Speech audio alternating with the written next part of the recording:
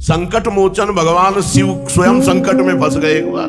संकट मोचन है हनुमान जी, भगवान शिव ही तो है, स्वयं भगवान शंकर ही हनुमान जी के रूप में है। हनुमान जी को संकट मोचन कहा गया, शंकर जी संकट मोचन है, लेकिन स्वयं संकट में फंस गए महाराज। तो भगवान श्री कृष्ण चंद्रजू ने संकट मोचन किया, इसलिए इस अध्याय का नाम है शिव का संकट मोचन।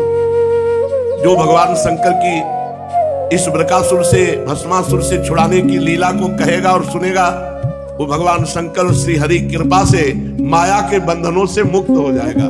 चलते हैं, बड़ा आनंददायक प्रसंग है श्रीमद् भागवत महापुराण में। राजा परीक्षित ने पूछा, भगवान देवादिदेव महाशंकर तो समस्त भोगों के परित्यागी हैं,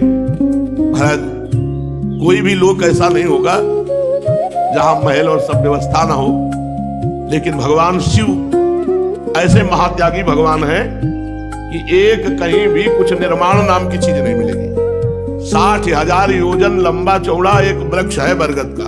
एक योजन का मतलब होता है 4 कोस, एक कोस का मतलब 3 किलोमीटर, और 60,000 योजन का बट वृक्ष है, और 6 ऋतुएं अलग अलग डालों में होती है।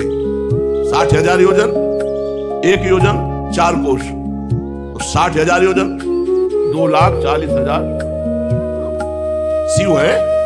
अब आप विचार करो, कौन इनका आदि अंत पा सकता है? जिस वृक्ष के नीचे बैठते हैं महाराज, अगर विमान से घूमा जाए तो पार पाना मुश्किल हो जाएगा। 6 ऋतुएं उसी वृक्ष में, और वही माता पार्वती जी के साथ भगवत चर्चा होती रहती है हर समय। तो कह रहे हैं कि भगवान शंकर के उपासक धनी देखे जाते हैं, त्यागी के उपासक धनी, और भगवान लक्ष्मीपति के उपासक सब भिक्षुक देखे जाते हैं। ये उल्टा कैसा? त्यागी भगवान के उपासक धनी, और धनी भगवान के उपासक त्यागी। महाराज, ये दोनों प्रभु त्याग और भोग दृष्टि से एक दूसरे से विरुद्ध स्वभाव वाले हैं, लेकिन इनके उपासकों में विपरीतता देखी जाती। भगवान शंकर के जितने उपासक होंगे सब चकाचक, और का सोने की लंका इन्हीं की तो दी हुई थी, कुबेर के पास सारा वैभव इन्हीं के कृपा प्रसाद से है, भगवान शंकर के। और लक्ष्मीपति के जितने मिलेंगे अकिंचन, बोले 4 दिन से भोजन नहीं मिला है, त्यागी बैरागी। तो परीक्षित जी ने कहा, भगवान मुझे बड़ा संदेह है कि त्यागी की उपासना से भोग और लक्ष्मीपति की उपासना से त्याग वैरागी, ये मैं जानना चाहता हूं, ऐसा उल्टा क्यों होता है? श्री सुखदेव जी महाराज ने कहा, परीक्षित, भगवान शंकर सदैव अपने स्वरूप में रहते हैं और शिवा शक्ति सदैव उनकी सेवा में रहती है। तो जब कोई भगवान शंकर की आराधना करता है तो अम्मा जो है बड़ी प्रसन्न हो जाती है और माला माल कर देती है, और जब कोई हरि की उपासना करता है तो लक्ष्मी जी तिरछी दृष्टि से देखती है, ये हमारे प्रीतम है और ये इनको प्रीतम भाव से उपासना करता है। तो लक्ष्मी जी जब तिरछी दृष्टि से देखती है तो उसके पास सुविधा और सुख संपत्ति सब हट जाती है। उधर अम्बा करुणा दृष्टि से देख, मेरे प्रीतम की उपासना। और प्रीतम भाई पूछो मत, ढेर सारी भभूत लगी, जटा का बोझा सांप, और भभूत का है कि चिता भस्मा लेपो गरल मसनम दिग्पट धरो जटाधारी कंठे भुजगपत्यारी पशुपति कपाली भूतेशु, ऐसा अद्भुत भेष। और भगवान शिव अहंकार के अधिष्ठात्र देवता है। अहंकार 3 प्रकार का, वैकारिक, तेजस, तामस। त्रिविध अहंकार से 16 विकार हुए, 10 इंद्रियां, 5 महाभूत, 1 मन, सब के सब महाऐश्वर्यशाली। इसलिए अहंकार के अधिष्ठात्र देवता भगवान की शिव की उपासना करने से निश्चित ऐश्वर्य की प्राप्ति, विद्या की प्राप्ति, ज्ञान की प्राप्ति, बल की प्राप्ति।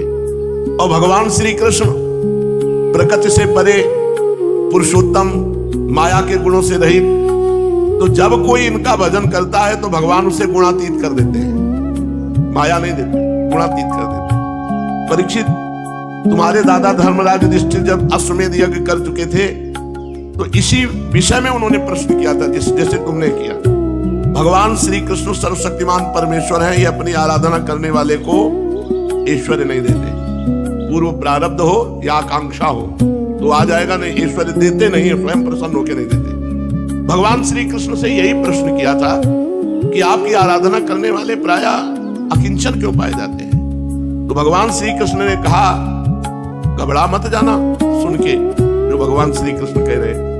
भगवान श्री कृष्ण ने कहा, जिस पर मैं कृपा करता हूं सबसे पहले उसका ऐश्वर्य हरण करता हूं।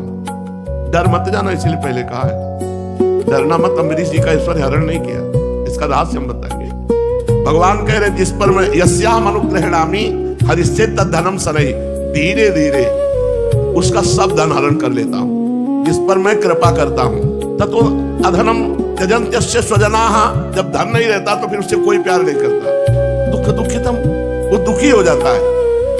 तब मैं फिर और कृपा बढ़ाता हूं, फिर अपने भगवत प्रेमी महात्माओं का संग देता हूं, फिर उस संग से उनके अंदर प्रेम रंग आता है और वो निहाल हो जाता है। यस्याम अनुग्रहणामि हरिष्ये तद्धनम शनैः, यहाँ भगवान कह रहे हैं जिनकी धन में आसक्ति है, जिनकी भोगों में आसक्ति है और वो भगवान का भजन करके भगवत प्राप्ति करना चाहते तो पहले वो आसक्ति का हरण करेंगे।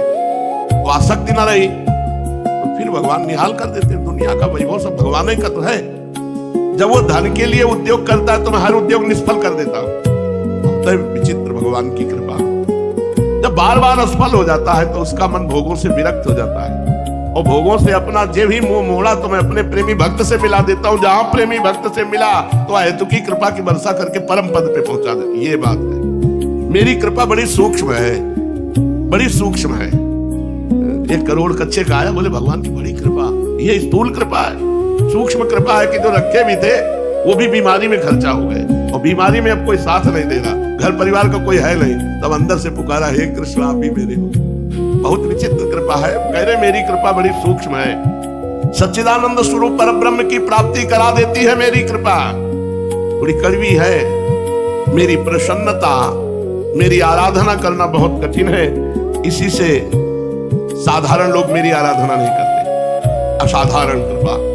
और भगवान शिव एक नाम है आशुतोष। आशुतोष माने बहुत जल्दी प्रसन्न होकर वरदान दे देना।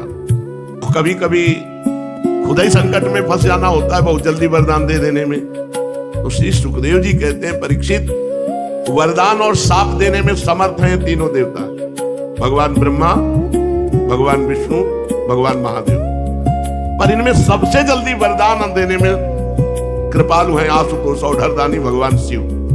ऐसा भगवान श्री हरि नहीं करते, जल्दी वो रीझते नहीं, और रीझ गए पार पार का खेल होता है। भगवान शिव बहुत जल्दी प्रसन्न हो जाते हैं, बहुत जल्दी। बोले इस विषय में तुम्हें एक प्रसंग सुनाते हैं।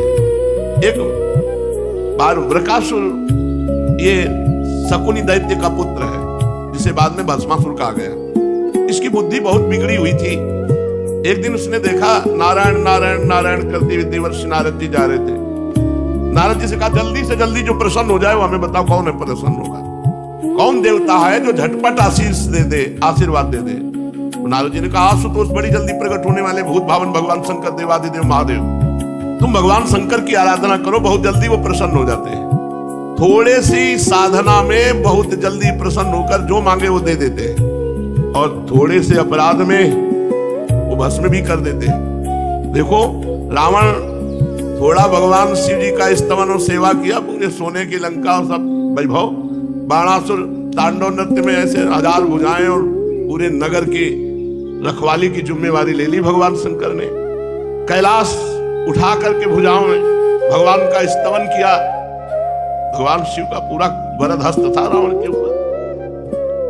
नारद जी ने जो भी कहा कि देवादिदेव महादेव शंकर बहुत जल्दी प्रसन्न हो जाते हैं, वृकासुर केदार क्षेत्र में गया। भगवान शंकर को प्रसन्न करने के लिए अग्निदेव को भगवान का मुख मान करके अपने शरीर का मांस काटता नोचता और स्वाहा नमः शंकराय स्वाहा नमः शंकराय 6 दिन तक अपने शरीर का मांस नोच नोच करके स्वाहा करता रहा। जब 7वां दिन हुआ तो उसने सोचा ऐसे प्रसन्न नहीं होंगे, तो कुल्हाड़ लिया और गर्दन काटने को हुआ अपनी, सोई भगवान शंकर प्रसन्न हो।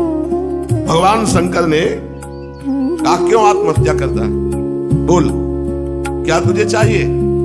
जे भी भगवान शंकर प्रकट हुए तो वृकासुर ने जितना मांस नोचा था सब सर्वांग पुष्ट स्वर्णिम शरीर तेजो में। भगवान शंकर ने कहा प्यारे बस करो बहुत हो गया, मेरी उपासना में इतना कष्ट नहीं करना पड़ता, वरदान मांगो। मुंह मांगा वरदान, क्या चाहिए। अरे भाई तुमने सुना नहीं, मैं तो केवल एक चुल्लू जल पे धतूरे के फल से, अकौड़े के फूल से, बेल के पत्ते तले से, ये सब मांस वांस काट के कष्ट सहना, क्या चाहिए तुझे। वृकासुर बड़ा पापी था, उसने विचार करके भगवान शंकर से कहा मैं जिसके ऊपर हाथ रख दूं हाथ रखते ही भस्म हो जाए ऐसा वरदान दीजिए। अब आशुतोष महाराज भगवान शंकर तथास्तु, जाओ ऐसा ही। मानो सांप को अमृत पिला दिया गया। अब दृष्टि गई बाबा बाघंबरधारी बगल में त्रिपुर सुंदरी भगवती उमा। तो उसने कहा महाराज आपके पास इतनी सुंदर देवी की जरूरत क्या है, पहले आप ही को भस्म कर दे। वो तो राक्षस स्वभाव का आदमी। इत्युक्ता सो असुरोनुनम गौरी हरण लालसा, गौरी भगवती अंबा को हरण करने की लालसा बना ली और संभो मूर्धन किलासुरा, भगवान शंकर को मारने के लिए उनके ऊपर हाथ, स्वहस्तम धातु मारे भे स्व बिभ्यत स्वकृताच्छिवा। अब तो भगवान शिव भागे, हाथ भगवान शंकर के ऊपर। पहला मंत्र गुरुदेव के ऊपर ही अजमावे कि सही दिया है कि नहीं। भगवान शंकर अपने वरदान से भयभीत होकर भागे। अब जहां भगवान शंकर जाते वो भी असुर, वहीं पीछा। भगवान शंकर सोचे कहां पिंड बचावे इससे, ये तो पीछे पड़ गया। पहले तो भगत था, अब तो दुश्मन बन गया। पृथ्वी स्वर्ग जिस दिशा में जाते बृकासुर पीछा किए। भगवान ने देखा कि हर बार हमारे पीछे ही लगा हुआ है। अब भगवान शिव को भागते देखकर बड़े बड़े देवता चक्कर में फंस गए कि इसको कैसे, क्योंकि जो नजदीक जाएगा हाथ रख देगा, भस्म कर देगा। भगवान शंकर वैकुंठ में गए। वैकुंठ स्वयं भगवान श्री कृष्ण का, श्री हरि का निवास स्थान है। एकमात्र परम त्यागी वीतराग परमहंस सन्यासियों का परम स्थान है, जहां जाने पर जीव को परम विश्राम प्राप्त हो जाता है, फिर लौटना नहीं होता। ध्यान के द्वारा भगवान श्री हरि का, वैकुंठनाथ के ध्यान में, प्रभु अब आप ही बचा सकते हो इस दैत्य से। भक्त भयहारी भगवान ने देखा कि शंकर भगवान तो बड़े संकट में पड़ गए, तो भगवान एक ब्रह्मचारी का रूप धारण किए और बृकासुर हांफता हुआ पीछे भाग रहा था आगे शंकर जी, तो बीच में जाकर खड़े हुए कहा प्रणाम बृकासुर जी। इतने प्यार से कोई प्रणाम करे उसको, उसने कहा होगा खुशी रहा भगवान से, आप क्यों भाग रहे हैं बृकासुर जी? इतने अमृत में वचन, इतने सम्मान में वचन कि उसके सांस में कि शंकर जी जाएंगे, कहा भाग के, इनकी तो फिर हाथ रख देंगे। इतना सम्मान मिल रहा है तो थोड़ा बातचीत कर लेते। भगवान बृकासुर से जब बात करें तो मूंज की मेखला, काला मृग चर्म, दंड, रुद्राक्ष की माला धारण की हुई, एक एक अंग से तेज निकल रहा है, हाथ में कुशा लिए हुए, और बृकासुर को बार बार नम्रता से प्रणाम कर रहे हैं, झुककर ऐसे बात कर रहे हैं। शकुनी नंदन बृकासुर जी, आप बहुत थक गए हैं। हाँ थक तो गया हो, बहुत दूर से आप दौड़ाते हुए ला रहे हैं शंकर जी को। हाँ हाँ हाँ, थोड़ा विश्राम कर लीजिए, नहीं वो दूर निकल जाएंगे। देखो हमारी बात समझो, शरीर ही समस्त सुखों की जड़ है, और शरीर को अधिक कष्ट दे दिया, फिर कामना की पूर्ति हुई तो लाभ क्या हुआ? थोड़ा विश्राम कर। देखो आप तो समर्थ महान पुरुष हैं। बृकासुर ने सोचा हाँ वो तो है ही, हम अब जिसके ऊपर हाथ धर देंगे भस्म ही हो जाएगा। कभी कभी अपने मित्रों से अगर बात बता दे तो सहयोग मिलने पर कार्य सरल हो जाता है। आप क्या करना चाहते हैं कि आप मुझे बताएंगे? मेरे सुनने योग्य बात हो तो आप मुझे बताइए, और सहायता के द्वारा बड़े बड़े काम बन जाते हैं, मैं आपकी सहायता करूंगा।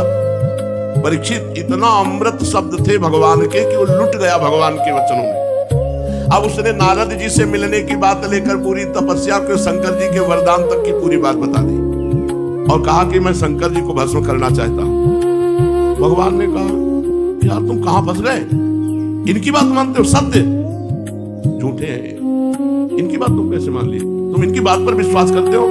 तुम्हें पता नहीं है दक्ष ने इनको साप दे दिया था, ये कुछ भी बोलते सही नहीं होता। आजकल तुम तो देखते हो ना, प्रेतों पिशाचों भूतों को साथ लेकर डोलते रहते हैं।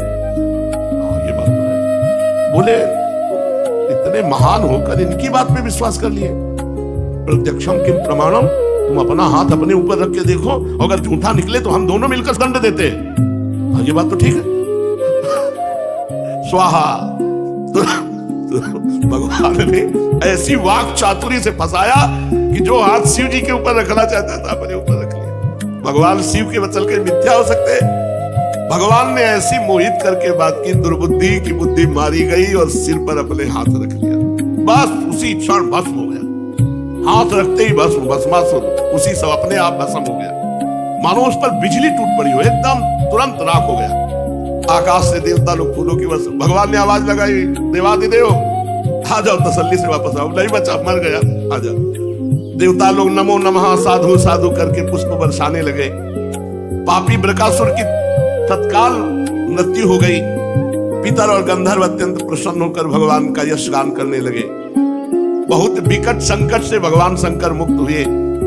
भगवान श्री कृष्ण ने कहा, शंकर जी, देवादिदेव, बड़े हर्ष की बात है कि दुष्ट अपने दुष्ट स्वभाव के कारण ही अपने पापों से मारा गया। परमेश्वर, भला आप जैसे महापुरुष का अपराध करके कौन सुरक्षित रह सकता है? फिर स्वयं जगत गुरु विश्वेश्वर शिव का अपराध करके कोई सकुशल रह सके, ऐसा तो हो ही नहीं सकता। भगवान अनंत शक्तियों के समुद्र हैं, एक एक शक्ति मन और वाणी की सीमा के परे है। भगवान शंकर से कहा कि महाराज, आज से वरदान मांगने वाले के वरदान पर तो विचार कर लिया करो कि मांग क्या रहा है, कहीं वरदान देने के बाद अपनी ही समस्या न फंस जाए, इसलिए महाराज विचार करके वरदान दिया करो। जो भगवान शंकर की इस बृकासुर से, भस्मासुर से छुड़ाने की लीला को कहेगा और सुनेगा, वो भगवान शंकर और श्री हरि कृपा से माया के बंधनों से मुक्त हो जाएगा, माया के संकटों से मुक्त हो जाएगा। श्री सुखदेव जी कहते, परीक्षित, एक बार सरस्वती नदी के पावन तट पर बड़े बड़े ऋषि लोग यज्ञ प्रारंभ कर रहे थे। उन ऋषियों में एक बात चली कि इन तीन भगवान में कौन बड़ा है? ब्रह्मा, महादेव और भगवान श्री हरि। परीक्षित, बात ज्यादा बढ़ गई। कोई कहता ब्रह्मा को, कोई कहता महादेव जी को, कोई कहता हरि को। उनमें भगवान के महान भक्त ब्रह्मा जी के पुत्र, तपस्या के धनी भृगु जी ने कहा कि आप कोई लड़ो मत, हम तीनों की परीक्षा लेते हैं, इनमें जो श्रेष्ठ निकलेगा वही श्रेष्ठ है। अब इन तीनों भगवान की परीक्षा लेने के लिए भृगु जी महाराज सबसे पहले अपने पिता ब्रह्मा जी के पास गए, ब्रह्मा की सभा में। तो वहां जाके प्रणाम करना चाहिए, नमस्कार करना चाहिए, स्तुति करना चाहिए, कुछ नहीं किया, जाके खड़े हो गए। परीक्षा लेने के लिए ना तो उन्होंने नमस्कार किया, ना तो स्तुति की, ना प्रणाम किया। ब्रह्मा जी ने देखा कि ब्रह्म सभा में आकर सभा का अपमान हो रहा है, ना तो प्रणाम, ना नमस्कार, ना स्तुति। एकदम क्रोध आ गया। फिर अपने क्रोध को दबाते हुए देखा कि ये तो मेरा ही पुत्र भृगु है। तो भीतर ही भीतर विवेक बुद्धि से क्रोध को दबा लिया, जैसे कोई अरण्य मंथन से उत्पन्न अग्नि को जल से बुझा दे। देखा भृगु जी ने कि पिताश्री क्रोधित तो हुए पर अपने क्रोध को दबा लिया। बस फिर प्रणाम किया भृगु जी ने और वहां से चल दिए। परीक्षा हो गई। कैलाश पहुंचे। देवादिदेव भगवान शंकर ने देखा कि महर्षि भृगु जी पधारे, तो बड़े आनंद से खड़े होकर दोनों भुजाएं फैला दी, कैलाश में आओ भाई, गले लगो। महर्षि भृगु जी ने कहा, मैं तुम्हारा आलिंगन नहीं स्वीकार करता, तुम लोक और वेद की मर्यादा का उल्लंघन करते, इसलिए मैं तुम्हें गले नहीं लगा सकता। भृगु जी की बात सुनी तो भगवान शंकर ने कहा, तुम्हें गले लगा रहे थे तो तुम्हारी समझ में नहीं आ रहा था, अब हमारा त्रिशूल तुम्हारे गले लगेगा। और त्रिशूल उठाया और कहा, तुम ऐसी। त्रिशूल उठाकर महर्षि भृगु को जब मारना चाहा तो सती जी ने पकड़ लिया। नहीं नहीं, ब्रह्म ऋषि की हत्या ठीक नहीं है। थोड़ी देर में भगवान शंकर जब शांत हुए, भृगु जी ने फिर प्रणाम किया। आखिरी में प्रणाम कर गए वैकुंठनाथ भगवान श्री हरि के धाम। उस समय लक्ष्मी जी की गोद में भगवान सर रखे हुए थे। भृगु जी सीधे गए और एक लात छाती में मारी।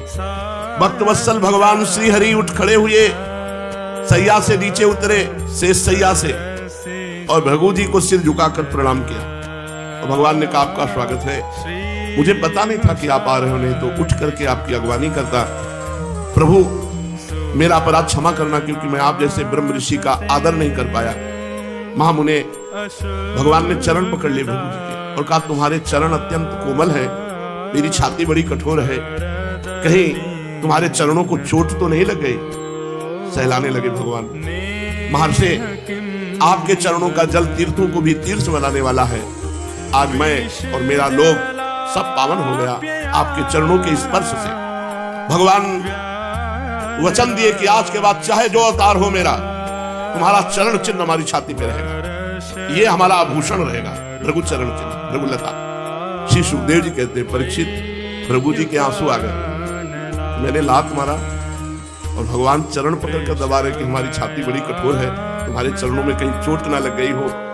भृगु जी के भक्ति के उद्रेक से गला भराया, आंखों में से आंसू छलक आए और वो मौन हो गए। फिर भगवान को साष्टांग प्रणाम किया श्री हरि को, और प्रणाम करके वहां से लौट आए और ब्रह्मवादियों की, जो मुनियों की सभा थी, उसमें आकर वहां बताया तीनों भगवान के चरित्र बताए। भृगु जी का अनुभव सुनकर सभी ऋषि मुनियों को बड़ा विस्मय हुआ, उनका संदेह दूर हो गया। तब से वे भगवान श्री हरि ही सर्वश्रेष्ठ ऐसा मानने लगे। वैसे तो भगवान श्री हरि ही ब्रह्मा है, भगवान श्री हरि ही महादेव है, महादेव ही श्री हरि है, कोई किंचित भेद नहीं है। भगवान श्री हरि ही साक्षात धर्म ज्ञान वैराग्य 8 प्रकार के ऐश्वर्य और चित्त को शुद्ध करने वाला यश प्राप्त होता है। शांत समचित्त अकिंचन और सबको अभय देने वाले साधु मुनियों के वे एकमात्र परम गति हैं, ऐसा सारे शास्त्र कहते हैं। भगवान की प्रिय मूर्ति है सत्व और इष्ट देव हैं ब्रह्म ऋषि। निष्काम शांत और विवेक संपन्न पुरुष श्री भगवान श्री हरि का भजन करते हैं। भगवान की गुणमयी माया ने राक्षस असुर देवता ये 3 मूर्तियां बनाई। इनमें सत्वमयी देव मूर्ति ही भगवान की प्राप्ति का साधन है। स्वयं भगवान समस्त पुरुषार्थ स्वरूप है। सुखदेव जी कहते, परीक्षित, सरस्वती तट के ऋषियों ने अपने लिए नहीं मनुष्यों का संशय मिटाने के लिए ही ऐसी युक्ति रची थी। पुरुषोत्तम भगवान के चरण कमलों की सेवा करके उन्होंने भगवान का परम पद प्राप्त किया। सूत जी कहते, शौनकादि ऋषियों, भगवान पुरुषोत्तम की एक कमनीय कीर्ति कथा जन्म मृत्यु रूप संसार के भय को मिटाने वाली है। यह व्यासनंदन भगवान श्री सुखदेव जी के मुखारविंद से निकली हुई सुरभिमयी मधुमयी सुधाधारा है। इस संसार के लंबे पथ का जो बटोही अपने कानों के दोनों से इसका निरंतर पान करता रहता है, उसकी सारी थकावट जो जगत में इधर उधर भटकने से होती है दूर हो जाती है। श्री सुखदेव जी कहते हैं, परीक्षित, एक दिन की बात है, भगवान श्री कृष्ण, बलराम, अर्जुन ये सब बैठे हुए थे। द्वारिकापुरी में किसी ब्राह्मणी के गर्भ से एक पुत्र पैदा हुआ, परंतु पैदा होते ही मर गया। वो ब्राह्मण उस मृत शरीर बालक को लेकर राजमहल के द्वार पर गया और वहां रख करके बहुत विलाप करने लगा। उसने कहा, इसमें संदेह नहीं कि ब्राह्मण द्रोही, धूर्त, कृपण और विषयी राजा के कर्म दोष से ही मुझ ब्राह्मण के बालक की मृत्यु हुई है। अगर राजा दोषी ना होता तो इस अवस्था में बालक की मृत्यु नहीं हो सकती। राजा हिंसापरायण, दुश्शील, अजितेंद्रिय होता है, तो उसे राजा मानकर जो सेवा करने वाली प्रजा होती है वो दरिद्री होती है, दुख पर दुख भोगती है और उसके सामने संकट पर संकट आते हैं। कोई कुछ नहीं बोला। दूसरा बालक हुआ, वो भी मर गया, वो भी दरवाजे पे लाके ऐसे ही ब्राह्मण बोला। फिर तीसरा वही बात फिर भी कही। इस तरह चौथा, पांचवा, छठवां, सातवां, आठवां, नवें बालक के मरने पर जब वहां आए तो गांडीव धनुर्धारी अर्जुन जी भी बैठे थे। उन्होंने ब्राह्मण की बात सुनकर कहा, ब्राह्मण, आपके निवास स्थान द्वारिका में कोई धनुषधारी क्षत्रिय नहीं है क्या? मालूम होता है कि ये यदुवंशी ब्राह्मण है और प्रजा का पालन परित्याग करके किसी यज्ञ में बैठे हुए हैं। जिनके राज्य में धन, स्त्री अथवा पुत्रों से वियुक्त होकर ब्राह्मण दुखी होता है वो क्षत्रिय नहीं है। क्षत्रिय के वेश में पेट पालने वाले नट हैं, उनका जीवन व्यर्थ है। हे ब्राह्मण देवता, मैं समझता हूं कि आप स्त्री पुरुष अपने पुत्रों की मृत्यु से दीन हो रहे हैं। मैं आपको वचन देता हूं कि मैं आपके संतान की रक्षा करूंगा। यदि मैं आपके संतान की रक्षा न कर सका तो मैं प्रतिज्ञा करता हूं कि तुरंत आग लगाऊंगा, उसी आग में जलकर मर जाऊंगा। ब्राह्मण ने कहा, होश में आप बलराम जी बैठे हैं, भगवान श्री कृष्ण बैठे हैं, धनुर्धारी प्रद्युम्न बैठे हैं, अद्वितीय योद्धा अनिरुद्ध भी हैं। जब ये मेरे बालकों की रक्षा नहीं कर सके, इन जगदीश्वरों के लिए भी काम करना कठिन हो रहा है, तो तुम इसे कैसे करना चाहते हो? सचमुच ये तुम्हारी मूर्खता है। हम तुम्हारी इस बात पर बिल्कुल विश्वास नहीं करते।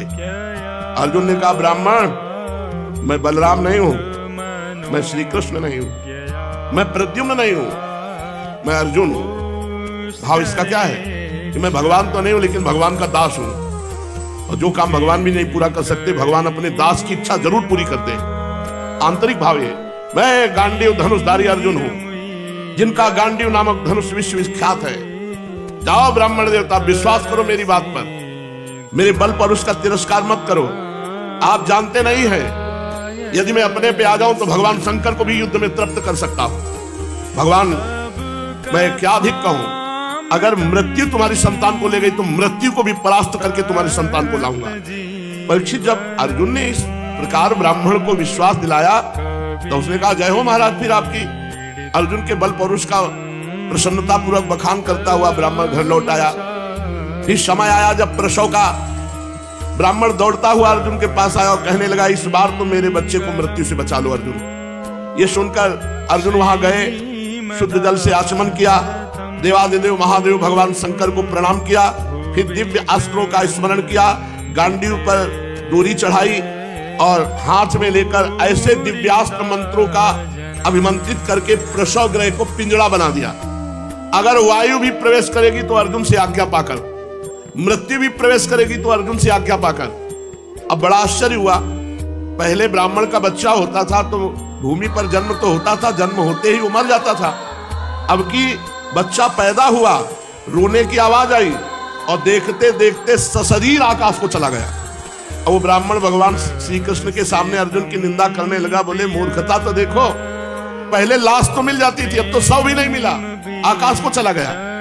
अरे भला जिसे भगवान श्री कृष्ण, प्रद्युम्न, अनिरुद्ध, बलराम नहीं बचा सके, उसकी रक्षा करने में कौन समर्थ हो सकता है।